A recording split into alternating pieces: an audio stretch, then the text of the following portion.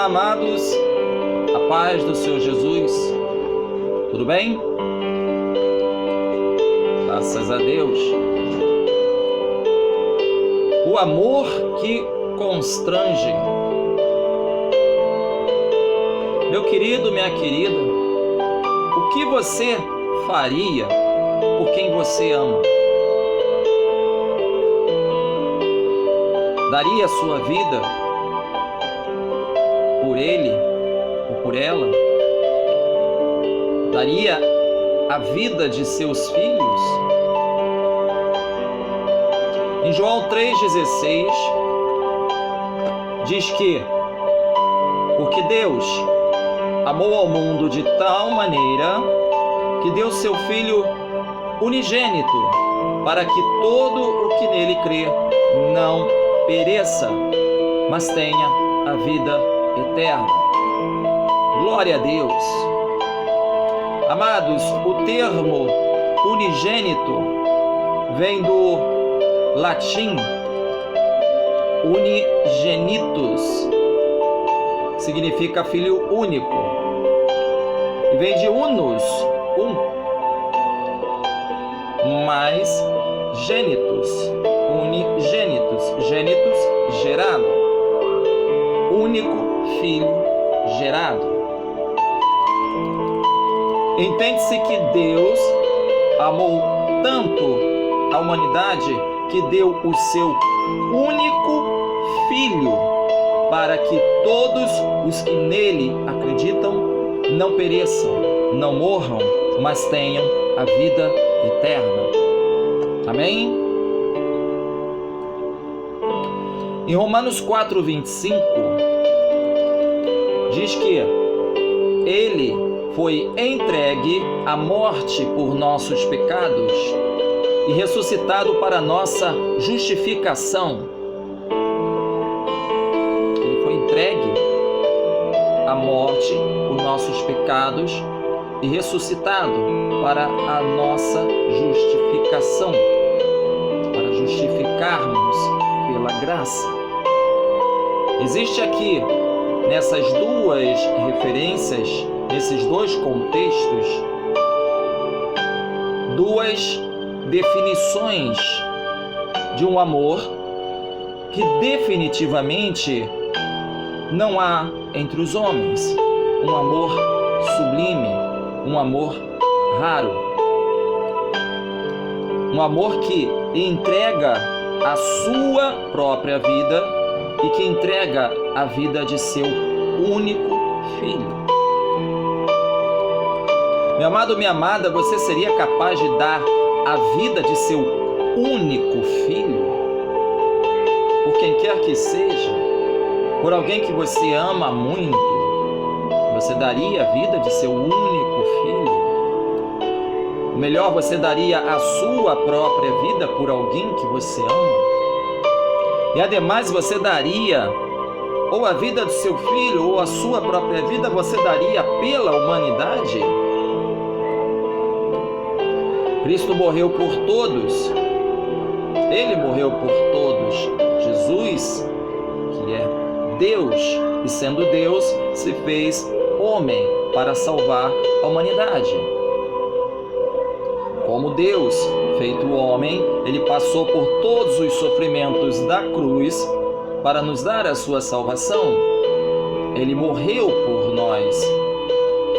Só que, mesmo ele sendo Deus, Jesus, que foi entregue pela humanidade, era Filho de Deus. E o Filho de Deus, o único Filho de Deus, foi entregue à morte para nos salvar.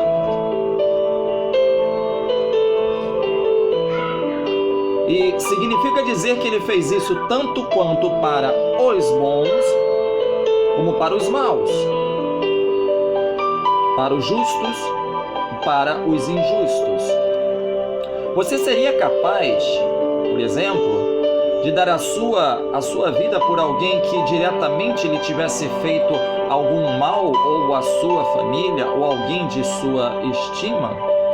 Você daria a sua própria vida ou a vida de seu filho por alguém que não tivesse o menor escrúpulo, por algum homicida, por algum ladrão, por uma pessoa que tenha lhe ofendido, lhe agredido, por uma pessoa sem nenhum caráter. Você faria isso por essa pessoa? Será que alguém seria capaz de fazer isso? De ter essa atitude de amor, esse exercício de amor? Pois ele fez. Ele fez. E ele fez por amor a nós. Por amor aos bons e também aos maus, aos justos e aos injustos. Qual será a definição desse amor? Esse amor que, como disse, não há entre os homens, não existe esse amor entre os homens. Quem seria capaz de entregar a vida de um filho, um único filho, ou seria capaz de entregar a sua própria vida por alguém?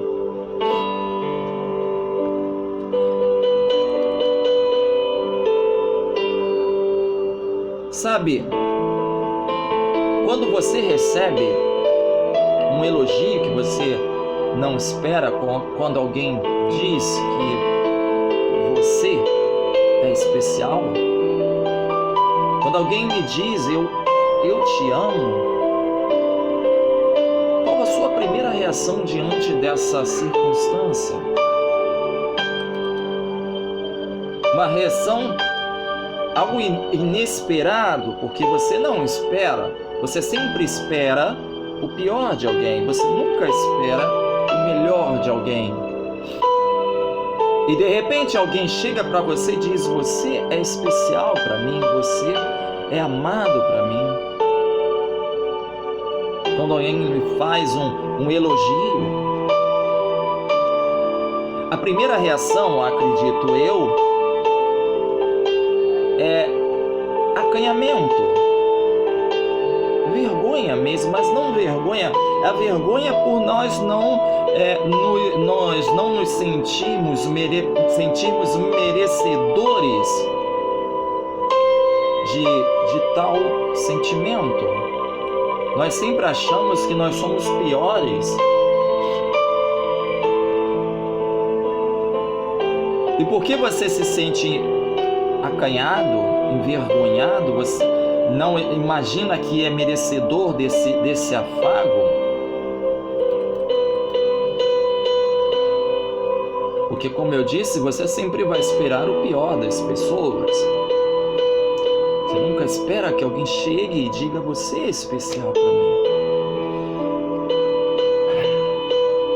E quando eu digo acanhado, envergonhado, é o mesmo que eu estivesse dizendo encabulado, embaraçado, ou melhor, constrangido.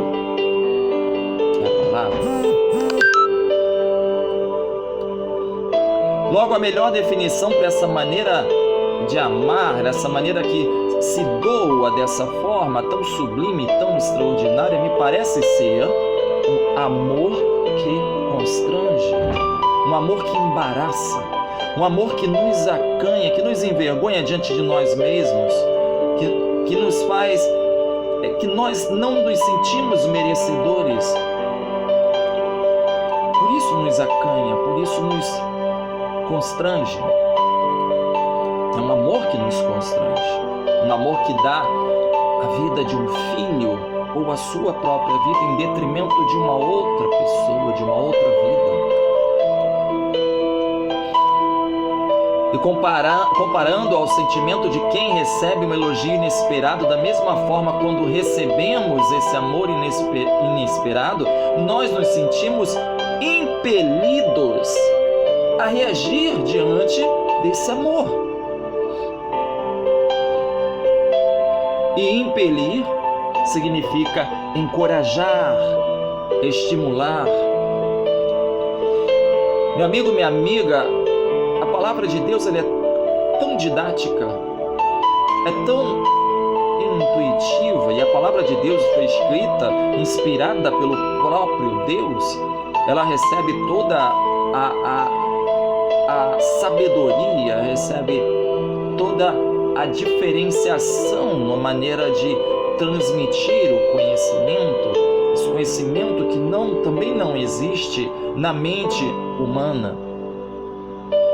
Deus é dotado de uma inteligência que não há na mente humana, e Ele, quando transmite isso para a gente, Ele transmite de uma maneira tão didática, tão instrutiva, tão perfeita, que quando você vai pesquisar no dicionário a abrangência dessas definições, você se depara com palavras que denotam nada mais, nada menos que todos os efeitos desse amor na nossa vida.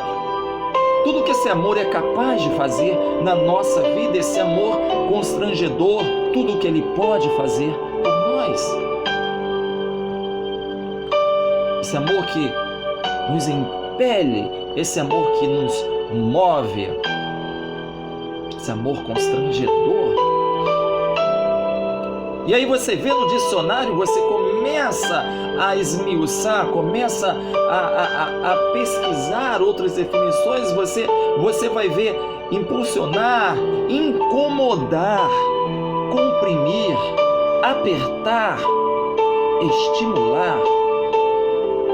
Ou seja, quando nós recebemos esse amor inesperado, esse amor que nos acanha, todos os efeitos que ele realiza em nós é o que?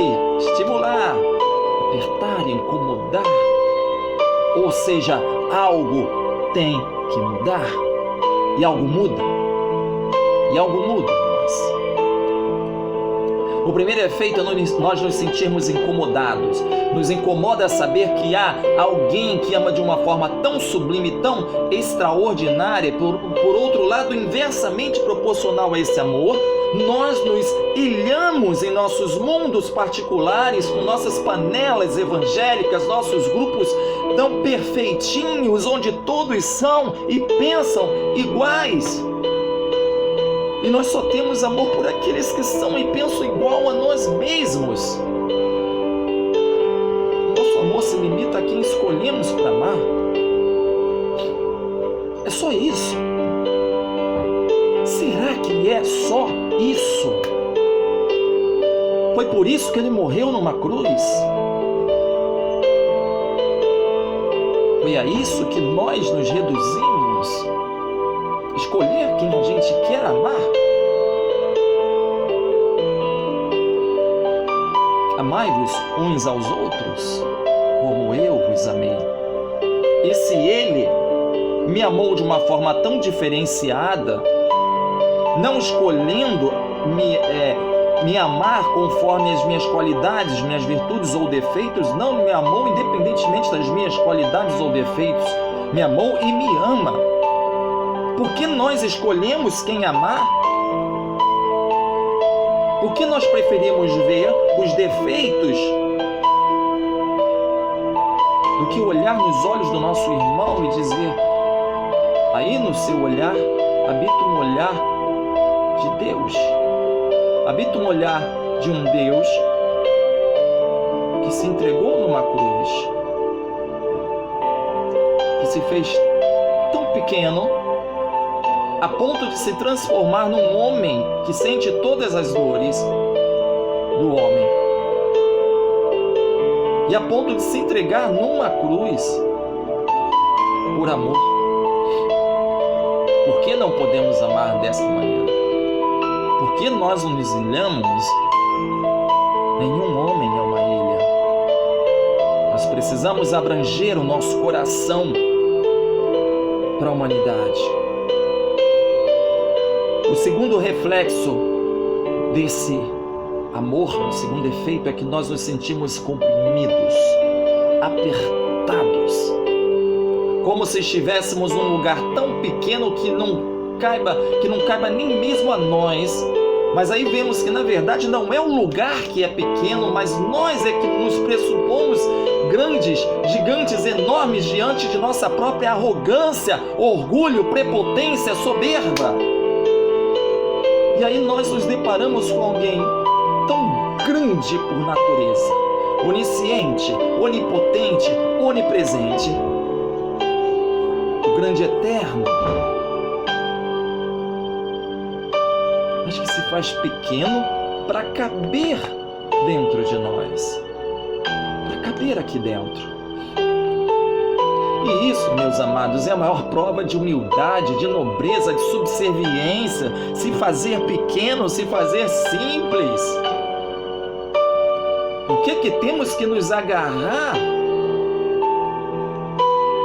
As nossas predisposições, a nossa pobreza interior? O que temos que agarrar as coisas dessa terra como se fôssemos donos de alguma coisa? E no fim, tudo é vaidade? Por fim, nós nos sentimos impelidos, impulsionados, encorajados a fazer algo. Nós somos motivados a tomar alguma atitude diante desse amor. Porque esse algo está apertando aqui dentro de mim. É porque eu já não me aguento dentro de mim, já não espaço dentro de mim para esse tipo de sentimento tão fútil, tão vil que há no meu coração, um sentimento que não é capaz de refletir o amor daquele que me salvou. Meus amados, todos aqui já ouviram falar da lei de Newton. Nós estudamos na escola as 3 leis que constituem a base primária para a compreensão do comportamento estático e dinâmico dos corpos materiais, seja no céu ou na terra. São as leis que explicam toda a dinâmica que envolve o movimento dos corpos. Quer dizer que não existe, simplesmente elas existem porque os corpos eles precisam se movimentar, a matéria se movimenta. E as leis de Newton explicam justamente a interação desses corpos. E essas 3 leis foram formuladas pelo físico inglês Isaac Newton, no século XVII. Uma dessas leis explica exatamente o que acontece quando nós deparamos com esse amor tão sublime. A lei da ação e da reação. Essa lei diz que quando você aplica força sobre um corpo, recebemos esse corpo a mesma força. Quando você age nesse corpo, você reage na mesma forma, na mesma direção, porém com sentido oposto. Uma reação de igual intensidade, porém em sentido oposto. Toda ação requer uma reação. E pensando de acordo com a 3ª lei de Newton, quando você se sente impelido, impulsionado, encorajado diante da grandeza do amor de Deus, na verdade o que acontece é uma reação natural do homem diante desse amor. A reação natural do homem é reagir. A gente sempre reage. Não há quem não reaja diante de qualquer necessidade da vida. Amados, abram sua Bíblia em 2 Coríntios, capítulo 5. 2 Coríntios, capítulo 5, a partir do versículo 13. Amém? 2 Coríntios 5, 13 ao 17.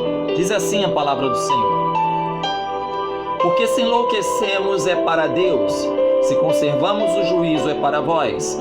Porque o amor de Cristo nos constrange, julgando nós mesmos, que se um morreu por todos, logo todos morreram. E ele morreu por todos para que os que vivem não vivam mais para si, mas para aquele que por eles morreu e ressuscitou. Assim que, daqui por diante, a ninguém conhecemos segundo a carne, ainda que também tenhamos conhecido Cristo segundo a carne, contudo agora já não o conhecemos desse modo. Assim que, se alguém está em Cristo, nova criatura é. As coisas velhas já passaram e eis que tudo se fez novo. Glória a Deus. Amados, nós vemos aqui um homem, o apóstolo Paulo, esse apóstolo que eu tanto amo, para mim, um dos homens mais diferenciados da Bíblia. Paulo, que teve a sua vida pontuada, sempre teve a sua vida pontuada por extremos. Aprendi a viver com muito ou com pouco. Quando estou fraco, então é que eu sou forte. O apóstolo que tanto foi o apóstolo dos santos como o apóstolo dos gentios. Ele não tinha essa, eu não quero aquele ali porque aquele ali está no erro, está no pecado. Não. Imagino que se fosse nos dias de hoje, Paulo seria aquele camarada que fosse pregar dentro do bar, por exemplo. Fosse lá no prostíbulo pregar, porque ele não escolhia, gente. Ele não escolhia. Paulo, que foi outrora perseguidor dos cristãos e depois um dos mais veementes defensores do Evangelho de Deus. Era um apóstolo de extremos.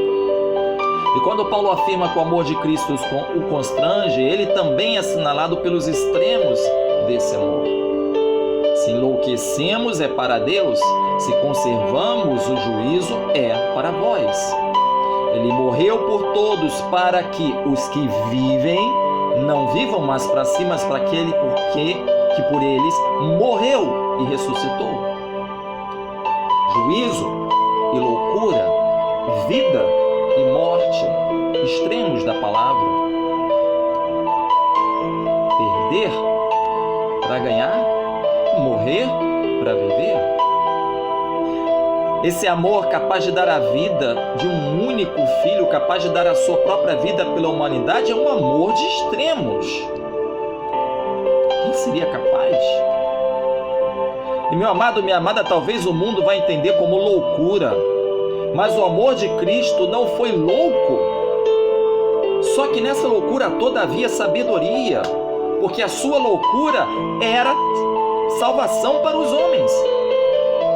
A loucura de Cristo para os homens era salvação. Na verdade, ele sabia o que ele estava fazendo.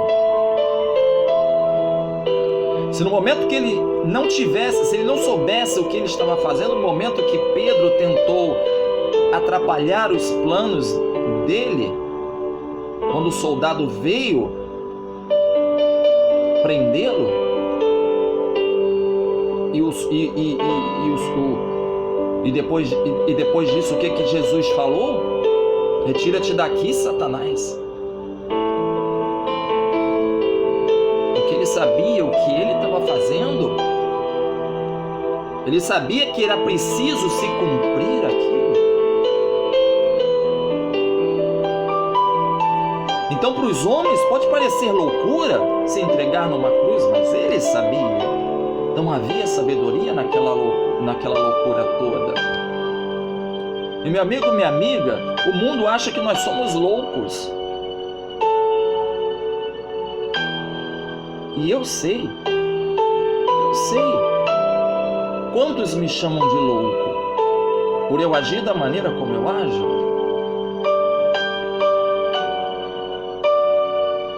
Pela forma como eu me coloco diante da vida? Eu vou dizer uma coisa para você, meu querido, minha querida. Se você quiser se parecer com o mundo, se você quiser se adequar ao padrão do mundo, se você não quiser ser louco, como Cristo foi louco, a ponto de entregar a sua vida numa cruz, se você não quiser parecer ser louco, você quer ser perfeitinho, quer ser o santarrão, o bonitão, então, meu amigo, é melhor desistir. Porque esse caminho não dá em lugar nenhum. É perder para ganhar. É morrer para viver. É isso. Se ele foi tão louco a ponto de se doar infinitamente, incondicionalmente por nós, devemos também ser loucos de amor, capazes de nos entregar assim como ele se entregou por nós. Devemos ser loucos capazes de amar o que o mundo chama de vagabundo. São esses vagabundos que nós temos que amar. Nós temos que amar aquele que está lá num bar, se entregando à bebida, no pecado. Esse nós temos que amar. Em vez de nos importarmos o que as redes sociais costumam colocar, e na maioria das vezes são cristãos que fazem isso, de apontar o nosso pecado, julgar o nosso pecado, de ficar discutindo o que a natura vai fazer ou deixar de fazer. A natura está amando tudo isso porque ela está se promovendo como uma marca em cima da nossa discussão, e nós estamos nos perdendo porque tem almas que precisam ser ganhas para o reino de Deus, e nós não estamos fazendo nada. A gente prefere ficar discutindo o que a natura vai fazer. Nós preferimos estar discutindo sobre a vida de um homem que decidiu simplesmente negar a sua própria natureza. O problema é dele, gente. O problema é dele. O que nós temos que fazer é orar por ele, por essa pessoa, essa mulher que decidiu tornar-se homem. É um problema dela, é o que ela pensa, é o que ela acha, é a vida dela. E nós não devemos nos importar, nem apontar e nem julgar. Tampouco julgar a nós mesmos cristãos, nós crentes que estamos na igreja, que eu nunca vi tanto crente falando mal de crentes. Essa semana eu vi na rede social uma postagem falando da maneira como o outro prega, como A ou B prega. Isso não importa. Deixa eu fazer o meu trabalho e ele faz o trabalho dele. Tudo é para a honra e glória do nome do Senhor. E a gente se importa muito com isso e deixa de se importar com as coisas que realmente precisam que a gente tenha a atenção.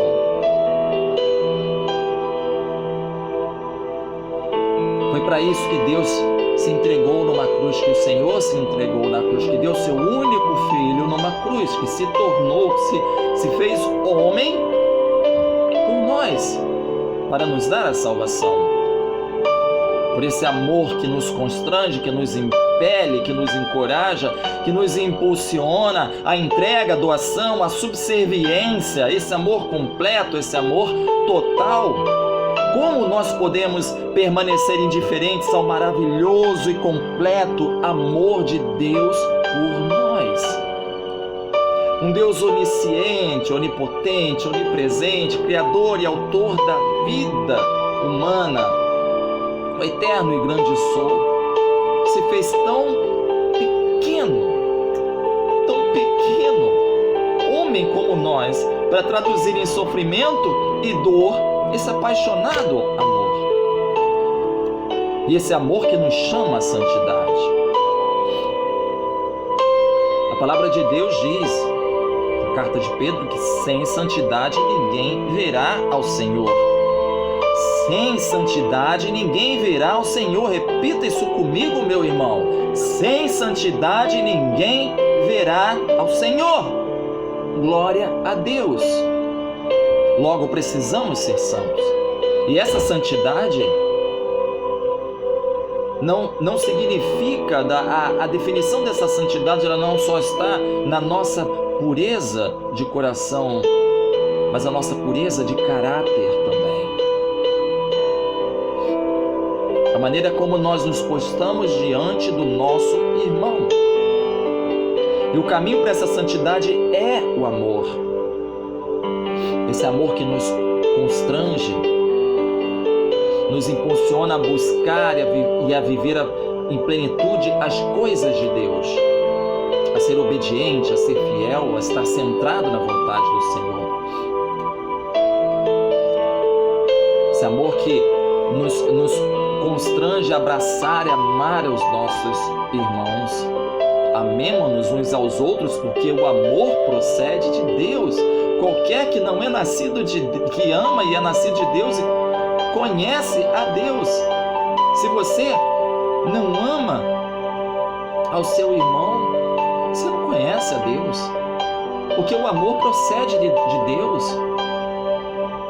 No mundo não há amor.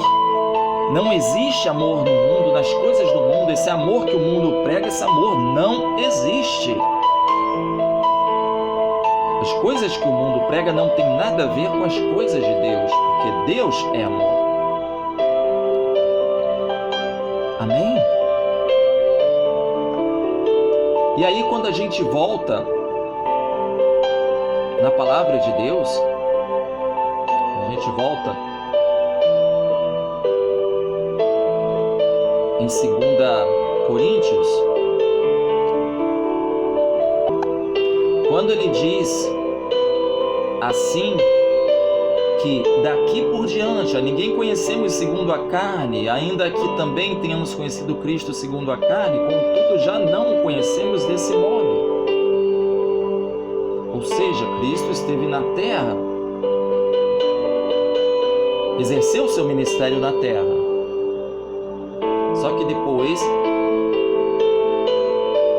ele morreu, depois ele ascendeu, ressuscitou e ascendeu, e deixou o seu espírito aqui na terra, esse espírito de amor.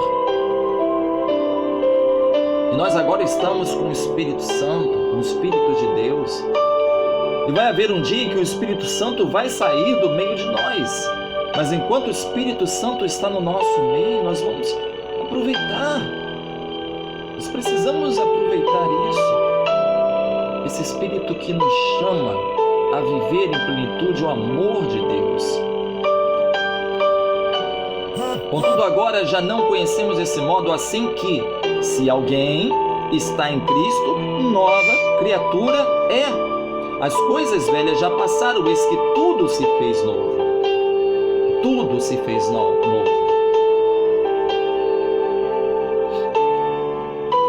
Se nós estamos em Cristo, se nós estamos nele, nós devemos ser novas criaturas, mudar o nosso proceder, a nossa forma de ver o nosso irmão, de enxergar ao nosso irmão. Se esse amor nos constrange, nos acanha diante de nós não nos sentirmos merecedores desse amor, ainda que nós não nos sintamos merecedores desse amor, é esse amor que age em nós, esse amor que habita no nosso coração, que precisamos transmitir ao nosso irmão, fazer diferente. Amém, igreja?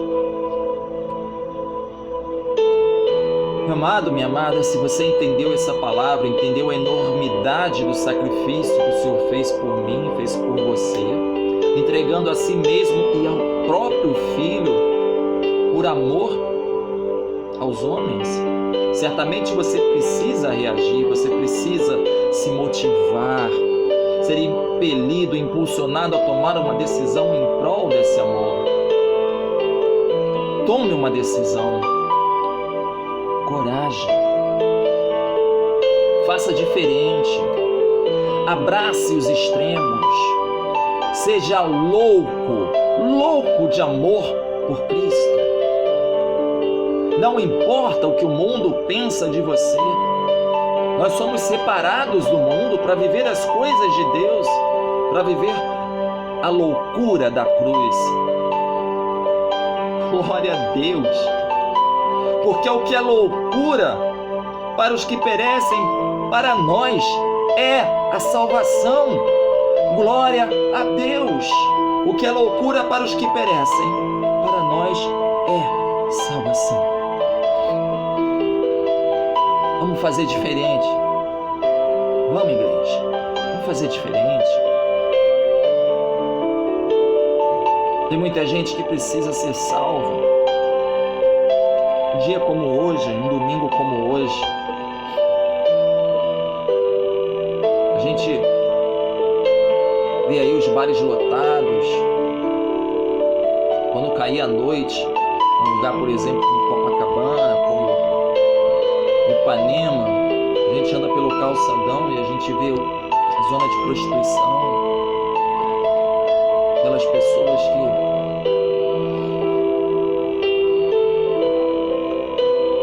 não tem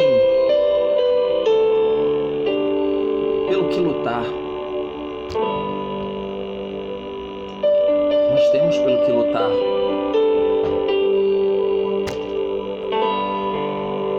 E a nossa luta, o nosso combate, o combate da nossa fé é pela nossa alma. Não pense você que você luta pela sua vida, você luta pela sua alma. Porque eu tenho pena daqueles que pensam que o inferno não existe. Tenho pena que o inferno existe sim.